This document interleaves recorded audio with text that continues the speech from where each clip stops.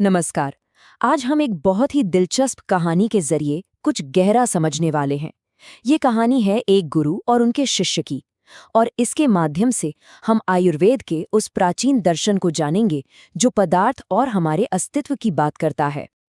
तो देखिए, ये जो ज्ञान है ना, इसे किसी रूखी सूखी किताब की तरह नहीं बताया गया है, बल्कि ये ज्ञान हम तक एक कहानी के रूप में पहुंचता है। एक गुरु और शिष्य के बीच संवाद की एक ऐसी कहानी जो कभी पुरानी नहीं होती। तो सवाल क्या था? सवाल था कि आखिर ये दुनिया, ये ब्रह्मांड सच में किस चीज से बना है? यही वो एक सवाल था जो देवदत्त नाम के एक नौजवान शिष्य के मन में था। और इसी सवाल का जवाब ढूंढते ढूंढते वो पहुंच गए हिमालय में महान गुरु आचार्य कश्यप के आश्रम। तो चलिए इस सफर की शुरुआत करते हैं। कहानी शुरू होती है देवदत्त के आने से। वो पदार्थ विज्ञानम को समझना चाहते थे, मतलब अस्तित्व का विज्ञान। इसके जो गहरे रहस्य हैं उन्हें जानने की एक जबरदस्त प्यास थी उनके अंदर। तो माहौल कैसा था? प्राचीन हिमालय, ऋषि कणद का आश्रम, एकदम शांत। वहीं थे आचार्य कश्यप, आयुर्वेद के एक माने हुए गुरु, और उनके पास पहुंचा एक जिज्ञासु शिष्य देवदत्त। उसकी बस एक ही खोज थी, इस सच को समझना कि ये दुनिया आखिर है क्या। और बस गुरु ने शिष्य का स्वागत किया, और यहीं से शुरू हुई सृष्टि के रहस्यों को परत दर परत खोलने की यात्रा। तो सबसे पहला सबक, सबसे बुनियादी कॉन्सेप्ट आचार्य कश्यप ने कहाँ से शुरू किया होगा? उन्होंने बात की उस चीज की जिस पर यह पूरा ब्रह्मांड टिका है। आचार्य कश्यप समझाते हैं कि देखो, हमारे आसपास जो कुछ भी है, चाहे वो एक छोटा सा पत्थर हो या हमारा अपना शरीर, सब कुछ असल में एक ही चीज का रूप है, और वो चीज है द्रव्य। ये वो परम शाश्वत पदार्थ है जो अपने आप में मौजूद है, और यही वो नींव है जिस पर गुण और कर्म टिके होते हैं। और देखिए, इस बात को एक श्लोक कितनी खूबसूरती से बताता है। गुणवान द्रव्यम तत्प्रोक्तम कार्याधारो महर्षि भी। मतलब महान ऋषियों ने कहा है कि द्रव्य वो है जिसमें गुण होते हैं और जो कर्म का आधार है।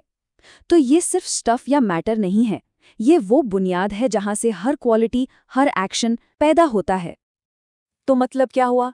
द्रव्य की कुछ खास बातें हैं।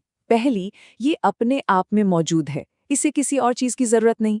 दूसरी, सारे गुण यानी गुणा इसी पर टिके हैं। तीसरी, सारे कर्म यानी कर्मा का आधार भी यही है। और सबसे बड़ी बात, ये शाश्वत है, हमेशा रहने वाला। तो सीधी सी बात यह है कि हम जो बदलती हुई दुनिया देखते हैं, उसके पीछे की जो स्थायी सच्चाई है, वही द्रव्य है। ठीक है, तो एक तरफ है ये एक अकेली परम सच्चाई जिसे द्रव्य कहा गया, लेकिन फिर ये इतने सारी चीजें कैसे बनी? यहीं से बात आगे बढ़ती है पंचभूत की तरफ। मतलब ब्रह्मांड इसी द्रव्य से 5 महान तत्वों के रूप में सामने आता है। और ये जो 5 तत्व है ना, इनकी उत्पत्ति को लेकर भी अलग अलग विचार हैं। ये बहुत दिलचस्प है। जैसे उपनिषद कहते हैं कि ये ब्रह्म से एक क्रम में पैदा हुए, आकाश से वायु, वायु से अग्नि, और इसी तरह आगे। वहीं न्याय वैशेषिक दर्शन मानता है कि ये 5 तत्व हमेशा से हैं, स्वतंत्र हैं, और सांख्यो योग के अनुसार ये प्रकृति से अहंकार के माध्यम से विकसित हुए। तो देखिए, एक ही कॉन्सेप्ट को समझने के कितने अलग अलग नजरिए थे। तो ये 5 महाभूत हैं कौन कौन से?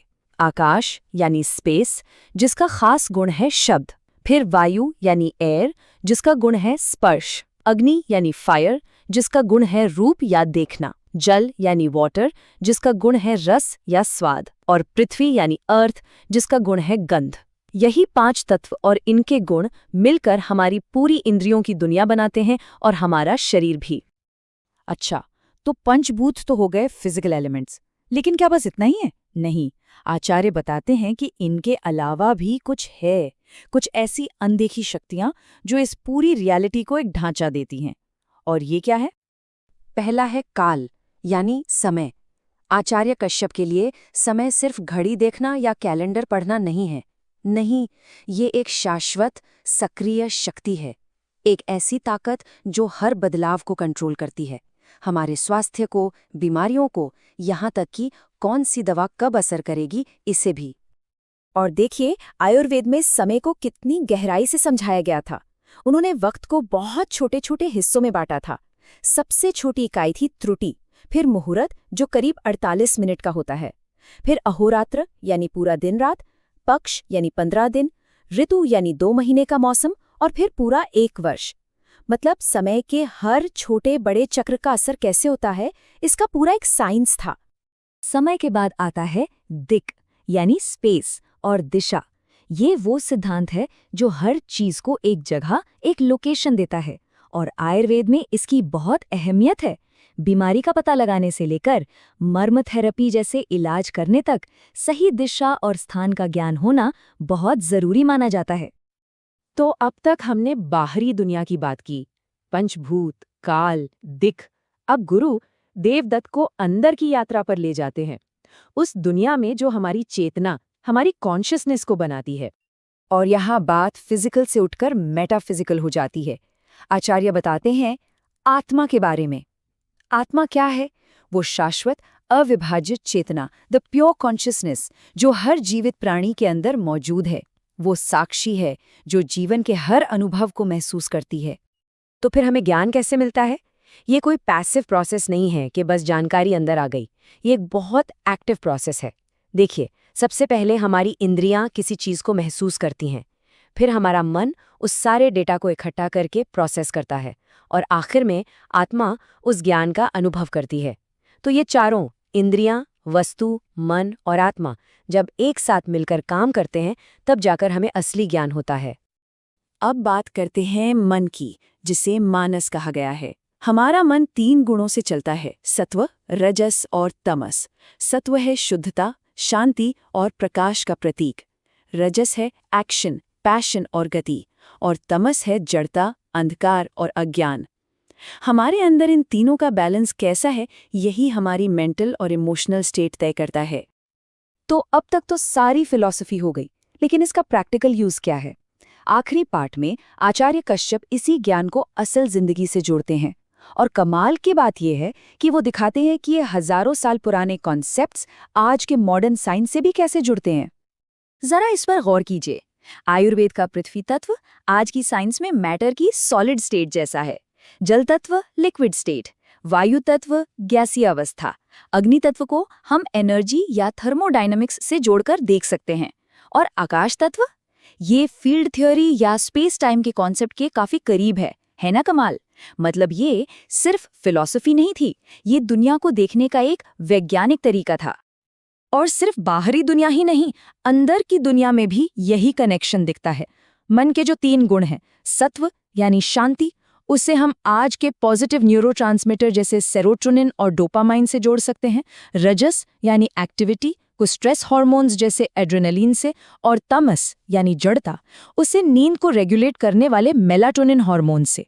मतलब मेंटल एनर्जी को समझने का जो फ्रेमवर्क आयुर्वेद ने दिया, वो आज की न्यूरोकेमिस्ट्री से कितना मिलता जुलता है। तो इस तरह देवदत्त की शिक्षा पूरी हुई और आखिर में आचार्य कश्यप उनसे कहते हैं, देवदत्त अब तुम गुरु भव, ज्ञानम जगत प्रकाश कुरु।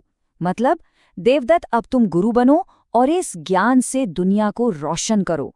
तो देखिए, ज्ञान सिर्फ अपने तक रखने के लिए नहीं है, उसे आगे बढ़ाना ही उसका असली मकसद है। तो इस पूरी कहानी, इस पूरे ज्ञान का सार क्या है? आखिर में सवाल ये उठता है कि अगर ये पूरा ब्रह्मांड और हमारा शरीर एक ही 5 तत्वों से बने हैं, तो इसका हमारे आसपास की दुनिया से हमारे रिश्ते के लिए क्या मतलब है?